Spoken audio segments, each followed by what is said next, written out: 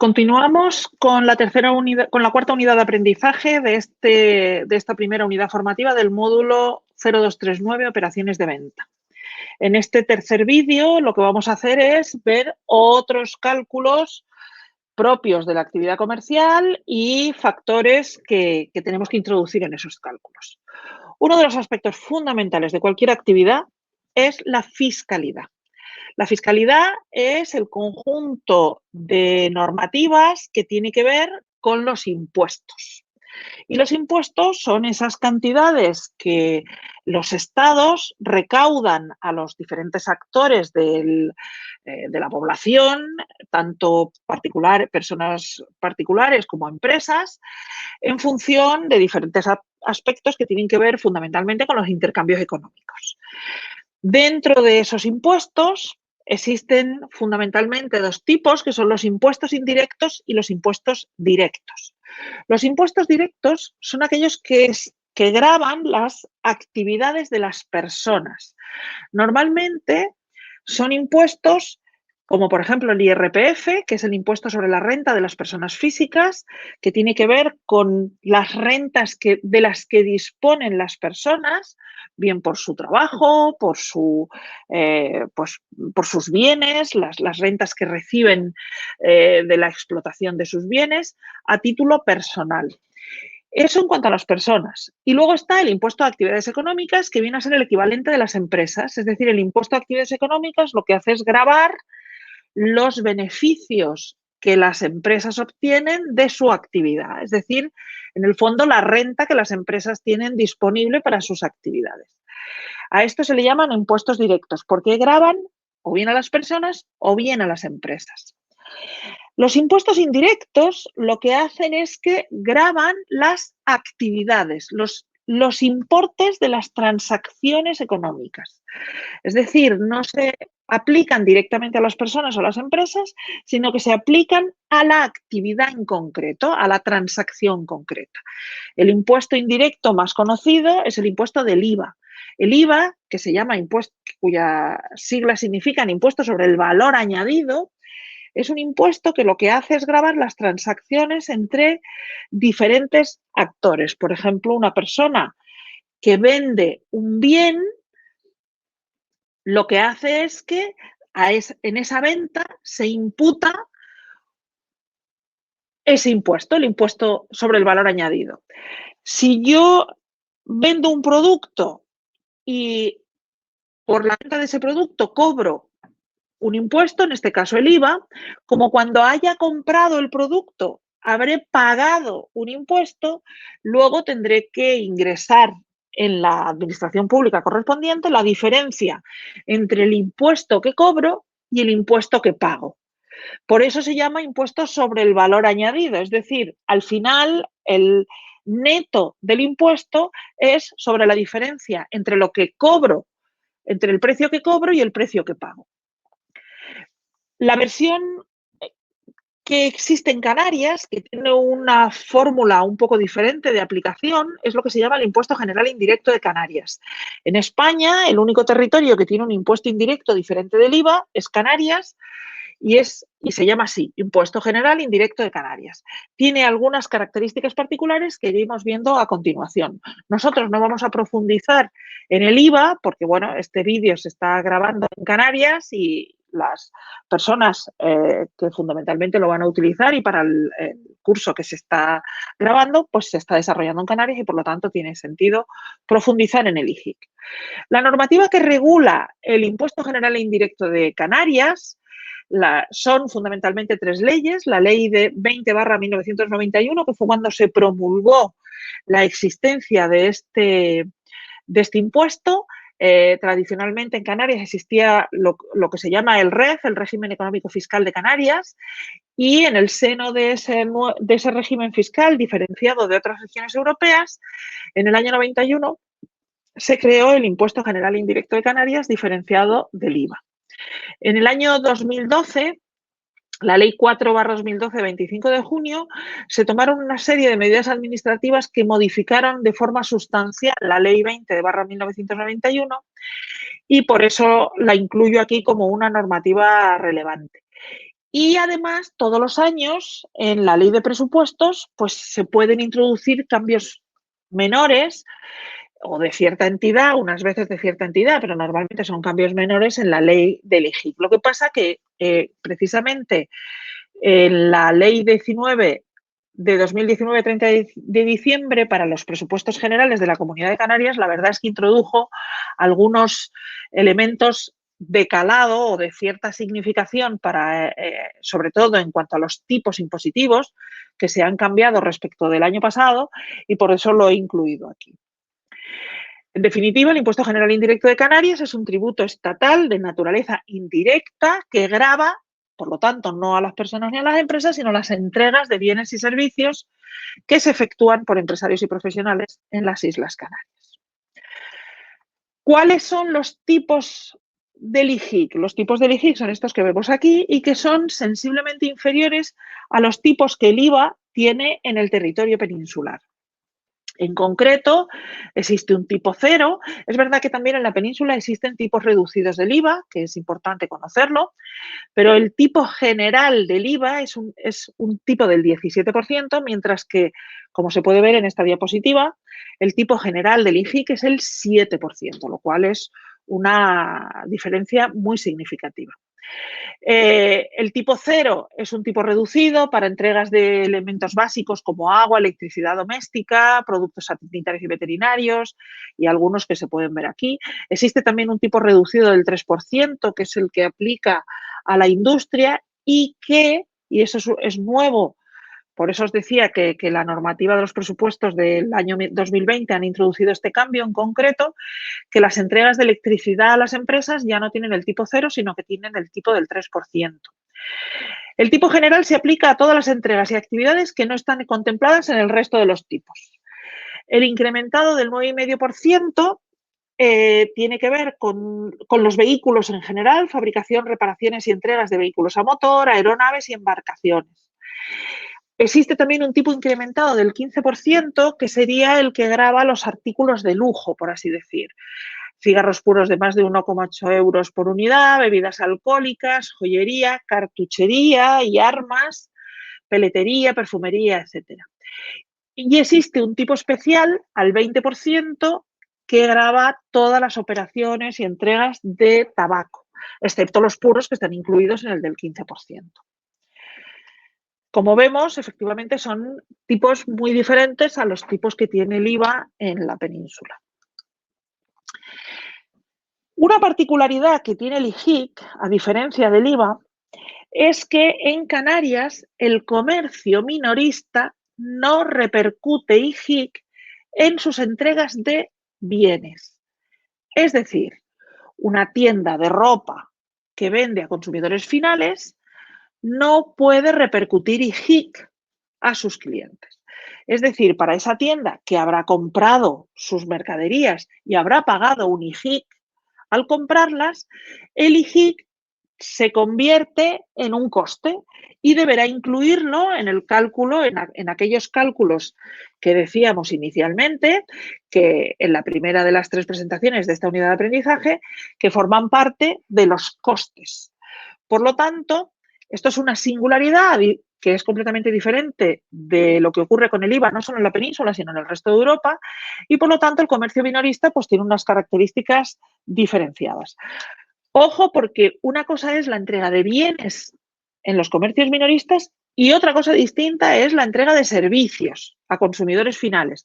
La entrega de servicios por parte de peluquerías, profesionales, etcétera, está sujeta al IGIC, incluso cuando se prestan esos servicios a consumidores finales. Por lo tanto, todas las obras domésticas, todos los servicios personales, los servicios de abogados, etcétera, etcétera, etcétera, todos estos servicios, si son servicios sujetos al impuesto, pues entonces se repercute el IGIC en la prestación de servicios a consumidores finales.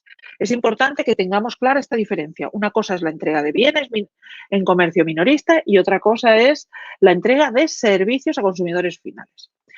Bien, los comercios minoristas, como he dicho, en sus compras, como ellos cuando compran al por mayor, ahí sí están cobrando si están teniendo que pagar el IGIC. Pero además, si un comercio minorista importa directamente, y ojo, porque en Canarias, como tenemos un régimen fiscal distinto, se consideran importaciones toda la entrada de bienes que vengan de fuera de Canarias, incluso las de península, pues tiene que pagar además un concepto que se llama recargo a la importación.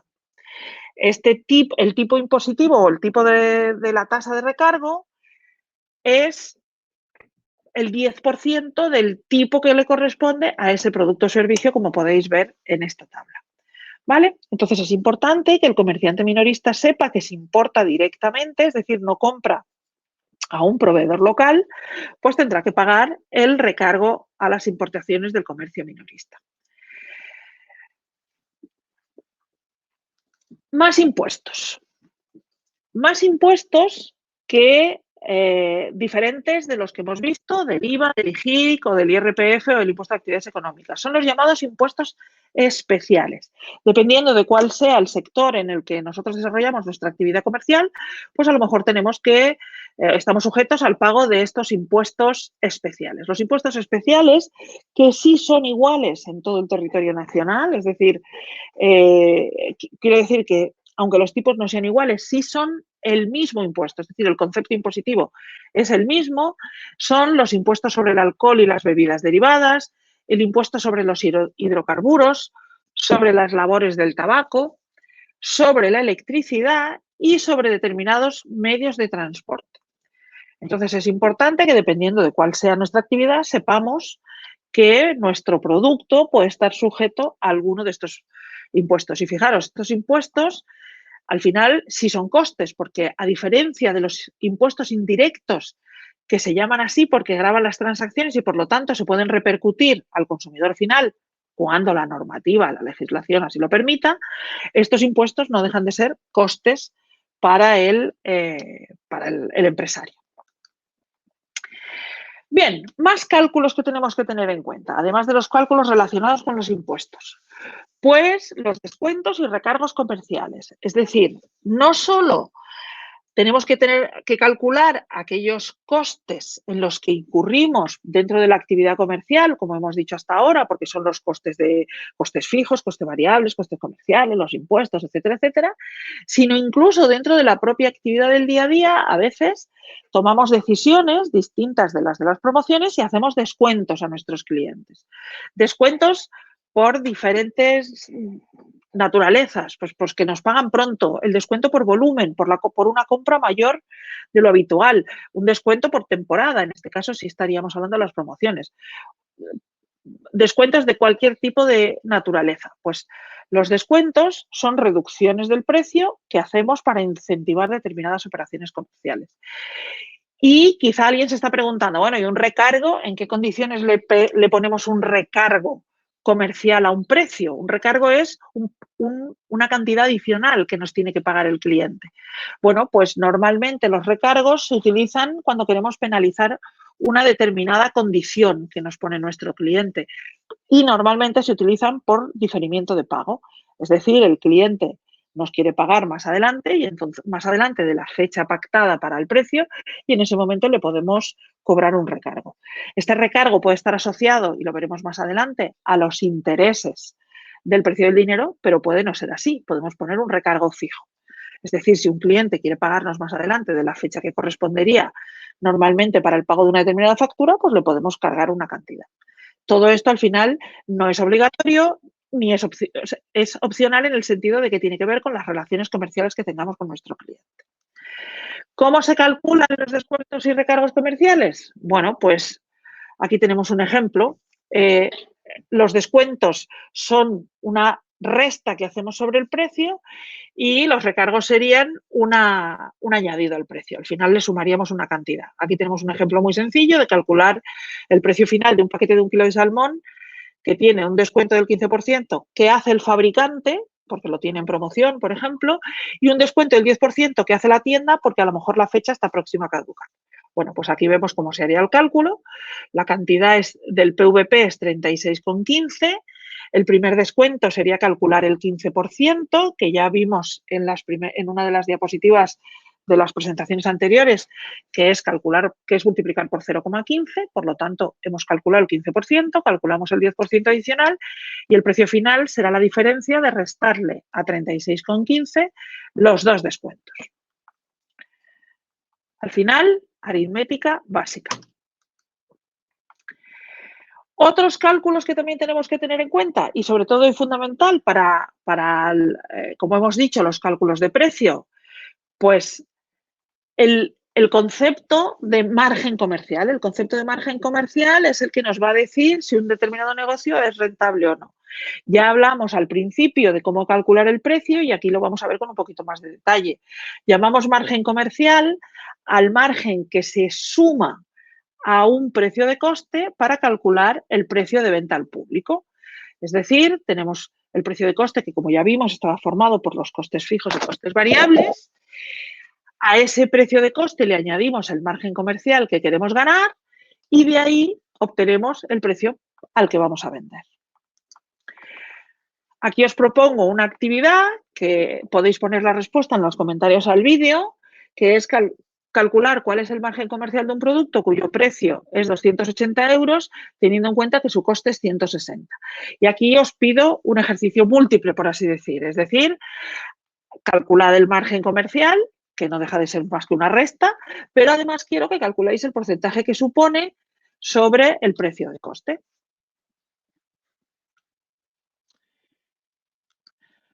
Otro aspecto fundamental en la actividad comercial, las comisiones comerciales. Hemos hablado de ellas. Las comisiones comerciales forman parte de los costes variables comerciales, de los costes comerciales variables. ¿Qué tienen de particular las comisiones comerciales? Las comisiones comerciales son las cantidades que le pagamos a una persona o a una empresa por su actividad de intermediación comercial en la venta de nuestros productos. Y se la podemos pagar a nuestros propios empleados vendedores o se la podemos pagar a intermediarios como puede ser un agente comercial o como puede ser pues un representante comercial ajeno. Entonces, estas comisiones comerciales no son un salario a menos que la persona que las percibe sea un empleado nuestro. Cuando le pagamos una comisión comercial a un empleado que tenemos en nómina, esa comisión comercial forma parte del salario, aunque sea variable. No tiene por qué ser fija, es variable. Bien, ¿cómo calculamos las comisiones comerciales? Pues las comisiones comerciales las podemos calcular como un tanto por ciento, un porcentaje sobre la facturación, por ejemplo. También podría ser un tanto por ciento sobre los márgenes obtenidos. Puede ser una cantidad fija por unidad vendida, o podemos pagar una cantidad fija por haber conseguido un cliente nuevo o una cantidad fija por pedido. También puede ser una cantidad variable. La cantidad variable puede ser porque por un determinado número de unidades pagamos una determinada cantidad y cuando se supera ese número determinado de unidades, pues la cantidad ya es diferente. Es decir, las comisiones, al final el cálculo tiene que responder a la estrategia de ventas de la empresa. Dependiendo de cómo quiera de los resultados que yo quiera conseguir, pues utilizaré una fórmula u otra. Y para verlo ilustrado con un ejemplo sencillo, pues lo que podéis hacer es, con una hipótesis de una determinada cantidad vendida, hacer el cálculo de cuánto sería aplicar un tanto por ciento a la facturación o una cantidad fija por unidad vendida. Más cálculos propios de la actividad comercial. Las cuotas y pagos aplazados, el cálculo de intereses. Decíamos antes, el recargo por aplazamiento de pago puede estar asociado a lo que normalmente conocemos por los intereses. El interés es el coste adicional que hay que pagar cuando dejamos una cantidad de dinero a alguien o cuando nos dejan una cantidad de dinero y tenemos que devolverlo, pues la cantidad adicional que tenemos que pagar por haber tenido ese dinero durante el tiempo que fuese es lo que se llama interés. Bien, la fórmula para calcular el interés es una proporción en función de la cantidad prestada, el tipo, es decir, la tasa que le vamos a aplicar de crecimiento a a esa cantidad adicional y el tiempo transcurrido. Aquí tenéis la típica fórmula del cálculo del interés. Los intereses que tenemos que pagar es el capital multiplicado por la tasa de interés por el tiempo expresado en años y dividido por 100. Por lo tanto, el capital total a pagar por un préstamo determinado, pues se calculará aplicando esta fórmula que tenemos aquí. La cantidad final a pagar es igual a la cantidad inicial multiplicada por 1 más la tasa de interés por el tiempo dividido entre 100. Para aplicar este ejemplo, pues tenemos aquí una actividad que os propongo, que es calcular la cantidad final que tendremos que pagar por un préstamo de 10.000 euros al 4,5% de interés durante un año. Importante, como he dicho, T es expresado en años. Te propongo que hagas los cálculos y que pongas el resultado en los comentarios del vídeo y así lo podremos comentar. Y para finalizar, vamos a hablar de las herramientas que nos permiten llevar a cabo todos estos cálculos, insertarlos dentro de la actividad comercial y no tener que estar con un lápiz y un papel haciendo cálculos a mano. Obviamente, esto no lo hace nadie. Ojo, el hecho de que existan herramientas informáticas que nos permitan hacer los cálculos no quiere decir que no tengamos que saber cómo se hacen, porque es importante saber cómo tenemos que introducir la información en estos sistemas informáticos y poder corroborar que los resultados que nos están proporcionando son correctos. Aquí tenemos algunos ejemplos de herramientas informáticas que nos ayudan en la gestión económica, que en el fondo es para lo que utilizamos los cálculos. Factursol es un programa de facturación que no solo sirve para emitir facturas, sino que nos permite llevar la base de datos de nuestros clientes, llevar los pedidos, convertir los pedidos en albaranes, los albaranes en facturas, hacer los cálculos de impuestos y presentar incluso las declaraciones de impuestos. Las herramientas de CRM, que ya vimos muchas en la unidad de aprendizaje 2, pues son las que nos permiten llevar la gestión de las visitas, los gastos de los vendedores en caso que tuviéramos los vendedores haciendo visitas, lo que nos cuestan los clientes, los obsequios que les hacemos, las llamadas, etc. Y muy importante para los establecimientos pequeños y establecimientos minoristas es lo que se llaman terminales punto de venta o TPV. El TPV es ese dispositivo que típicamente vemos en las tiendas, que está formado por un hardware y un software. El hardware normalmente está asociado a diferentes periféricos que sirven para llevar a cabo prácticamente el proceso completo de la venta. Es decir, pues controlamos el stock a base de los códigos de barras que nos permiten saber qué productos están saliendo. En algunas ocasiones el terminal punto de venta, el TPV, lleva asociado una báscula que nos permite pesar aquellos productos que se venden al peso. Por supuesto, permite cobrar, no solo con un cajón de efectivo, sino incluso con lectores de tarjetas y más actualmente lectores que permiten leer tarjetas, los dispositivos móviles, etcétera. Además, se pueden emitir factura simplificada, incluso muchos TPVs permiten emitir facturas, lo que es la factura ordinaria, la facturación ordinaria, no solo la factura simplificada. La factura simplificada es lo que solemos llamar el ticket de compra, que es una factura en la que normalmente no están los datos del comprador. Está recogida en la legislación, es perfectamente legal, específicamente para los establecimientos minoristas. Y asimismo, como antes hemos visto las determinadas aplicaciones, pues os pongo aquí un ejemplo de aplicación TPV Sol. Es una aplicación específica para gestión de TPVs y de establecimientos minoristas de la empresa Software del Sol. Y con esto terminamos esta unidad de aprendizaje. Como resumen, las operaciones básicas de cálculo aritmético son esenciales, como hemos dicho, en el día a día de la gestión comercial. Para el cálculo del PVP, los costes fijos y variables son la base para cálculos de márgenes comerciales y, por tanto, del precio de venta. La fiscalidad, hemos dicho, que es el conjunto de normas referentes a los impuestos. Y los impuestos son fundamentales para gestionar, para que deben gestionarse en la actividad, fundamentalmente porque es un imperativo legal. Y actualmente las operaciones comerciales se llevan a cabo pues, con herramientas tecnológicas que resultan imprescindibles para este día a día. Y con esto terminamos esta unidad de aprendizaje y que además es la última de la unidad formativa. Por lo tanto, los siguientes vídeos pues pertenecerán ya a otras unidades, a una unidad formativa siguiente.